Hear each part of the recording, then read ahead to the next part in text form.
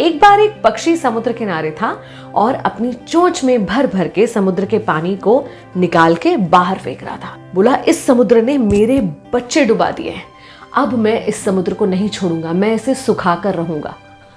दूसरे पक्षी को उसकी बात पर हंसी आई। बोले, तुम खुद को देखो और इस समुद्र को देखो, इतने से हो तुम इतने बड़े समुद्र को सुखा भी सकते हो? ये संभव नहीं है मेरे भाई, अपना समय मत बर्बाद करो।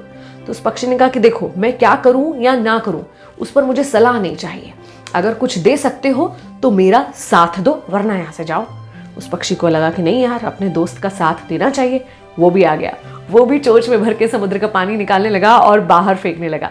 दोनों पक्षियों को देखकर कुछ और पक्षी आए, फिर कुछ और पक्षी आए, ऐसे करके हजारों पक्षी इकट्ठे हो गए। बस एक दूसरे से ये कह रहे थे कि सलाह नहीं, साथ दो, सलाह नहीं चाहिए, साथ चाहिए।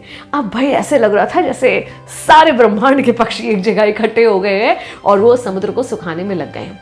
ऐसे में पक्षियों में जो सबसे श्रेष्ठ कहे जाते हैं भगवान विष्णु के वाहन गरुड़, उन्होंने सोचा कि मैं भी अपने पक्षी भाइयों का साथ दूंगा।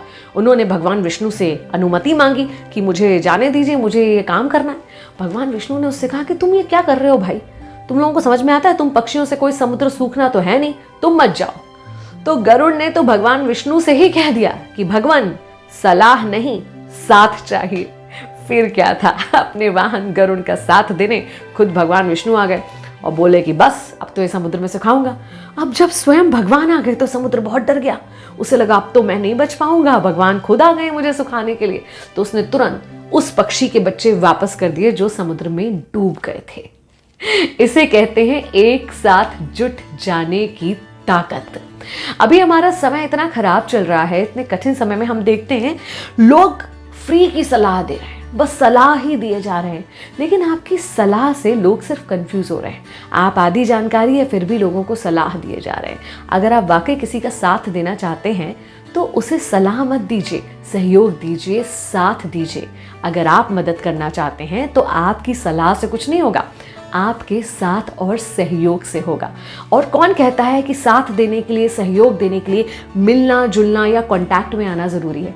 आप दूर रहकर भी जिस तरह से हो सके हर किसी का साथ दे सकते हैं। तो आज की जो ज़रूरत है वो है एक दूसरे का साथ। भले आप किसी व्यक्ति को जानते हो या ना जानते हो, जहाँ आप हैं वहाँ रहते हुए, वहाँ बैठे हुए कैसे उसका साथ दे सकते हैं, इस पर विचार कीजिए। जब हम सब साथ होंगे तो बदलाव जरूर आएगा। मैं हूं विनी, चलो आज कुछ अच्छा सुनते हैं।